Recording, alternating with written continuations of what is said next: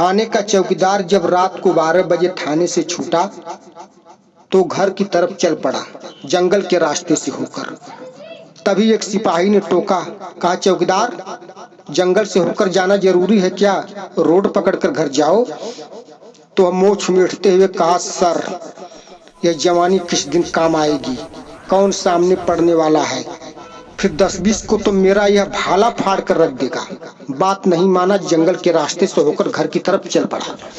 लेकिन जब बीच रास्ते जंगल में पहुंचा तो अंधेरी रात भाए भाए करने लगी। कुत्ते सियारों के रोने की आवाज उसके कानों में आने लगी। बिल्लियां रास्ता काटने लगी। पूर्वा हवा सन सन चलने लगी। अंधेरी रात में उसका भाला और चमकदार दिखाई देने लगा। इसी बीच उसे ठमकना पड़ा। ठमकने का कारण था कि किसी बच्चे के रोने की आवाज उसके कानों में सुनाई दी। वह बगल मुड़कर देखा तो झाड़ी में कोई बच्चा रो रहा है। वह उसके समीप पहुंचा तो देखा वह बच्चा नहीं, वह बच्ची है।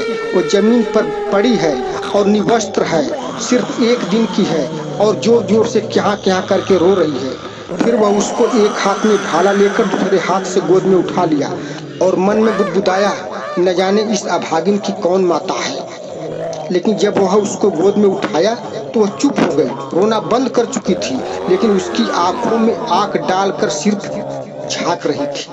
चौकीदार कुछ समझा नहीं। वो धीरे धीरे घर की तरफ बढ़ा, लेकिन वह ज्यों-ज्यों घर की तरफ बढ़ता, बच्ची का आकार भी उसकी गोद में त्यों-त्यों बढ़ता।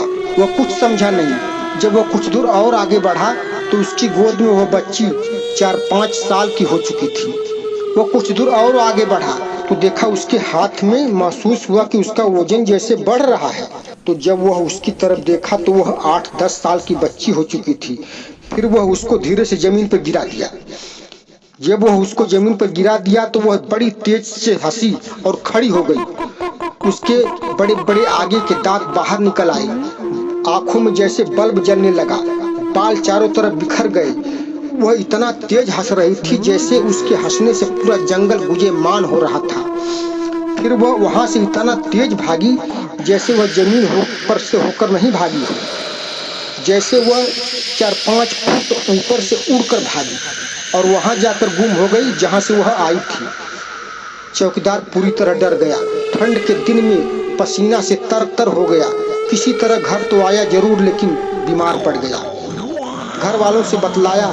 तमाम ओझा सोखा मौलवी उसका झाड़ फूक करने के लिए आए, लेकिन कोई फायदा नहीं हुआ।